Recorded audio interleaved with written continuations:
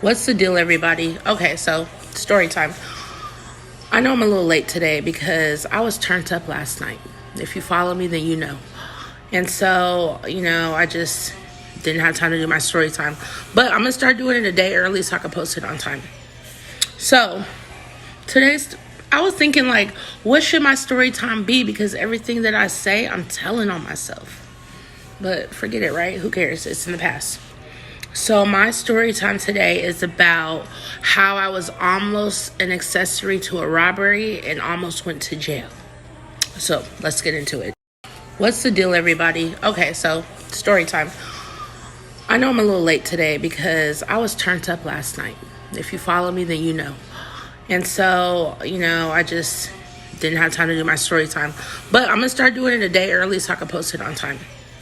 So I was thinking, like, what should my story time be? Because everything that I say, I'm telling on myself. But forget it, right? Who cares? It's in the past. So my story time today is about how I was almost an accessory to a robbery and almost went to jail. So let's get into it. So when I was like 17, like I had graduated high school early, I didn't want to live with my mom no more. I've been trying to get out of my mama's house since I was probably about 8 years old, right? So I just knew, let me graduate, let me get up out of here. So then I started living like with a friend, and me and this friend, we used to throw all kind of parties. I'm talking about for a whole summer. It was like lit. Like the neighbors was our friend. We was over here, over there. Like everybody was turned up, popping peas, everything like crazy, right? So anyways, I had me a little boo, right? And my little boo, we gonna call him Vietnam because he was part Asian. My little boo, he worked at a popular pizza place in a popular, like, little place where there's like a pizza place inside, okay? I'm not gonna say the name. So anyways, so he worked over there, and then like all my other friends, they had little boyfriends. My best friend, we're gonna call her Sarah. My best friend Sarah had a little dude. Another girl, she had a little dude, and you know what I'm saying? We was drunk one night, and they came up with a plan. And they're like, yo, we finna go rob the gas station, right? So us girls was being like real stupid, like, yeah, go rob it, Why did they go rob it? And they didn't come back with nothing but $50 and all these cartons of cigarettes. So then we were like, oh, that's what y'all went and got? So they didn't get caught for that, So everybody was like smoking cigarettes back to back. We had cartons, they was selling them, all types of stuff. We was young. So then they're like, okay, we're going to try this again. Since we got away with that, we finna do another, little lick. And I was like, are you guys sure? I was scared to get in trouble, right?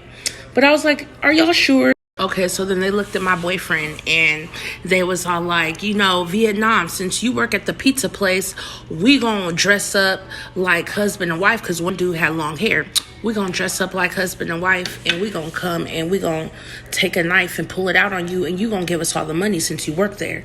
So then, like Vietnam wanted to be like accepted by these dudes, so then he was all like, okay, like stupid.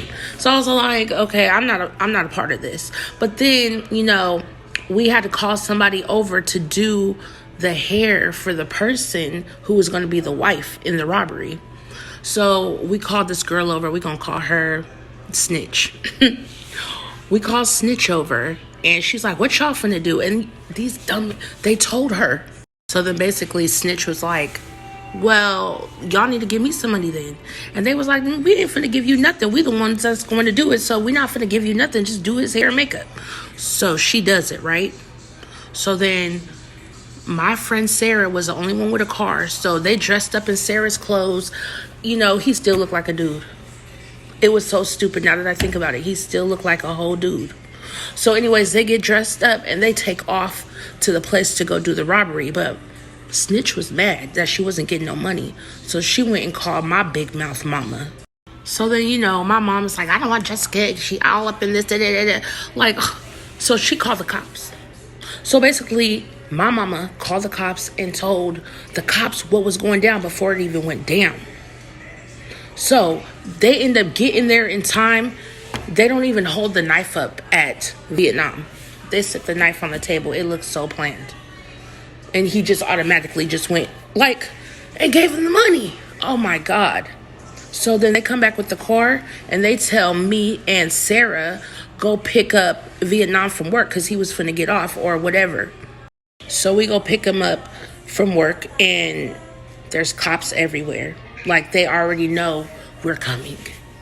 They already know everything. So they pull us to the side and like try to scare me and Sarah like, well, if you don't tell us what happened, you're an accessory. I didn't say nothing. I'm not no snitch.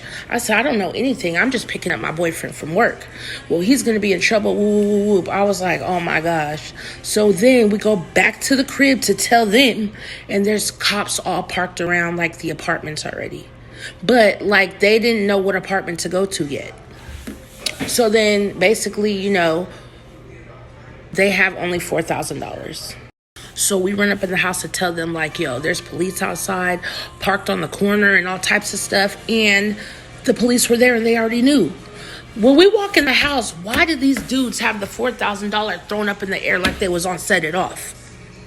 I was like, if y'all pick this up, we got to get up out of here. Oh my God. We got in Sarah's car, which was her parents' car, and we took off to LA. And we went and bought pills and hotels and everything, like acting real stupid. And every day we was calling the cops to see if there was a warrant out for our arrest.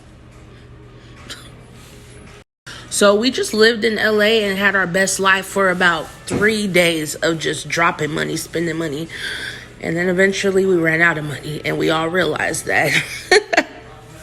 I realized I had to go back home to my mom because I can't be out here in these streets like this. So, you know, the dudes go and turn themselves in.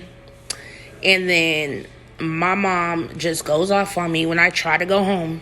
And then she sent me to go live in Las Vegas with my dad. And that's how I ended up living in Vegas for a while. But yeah, I could have actually went to jail if Snitch would have actually gave real details and addresses. I probably would have been a felon. But that's the thug life part of my life. So I hope you enjoy my story.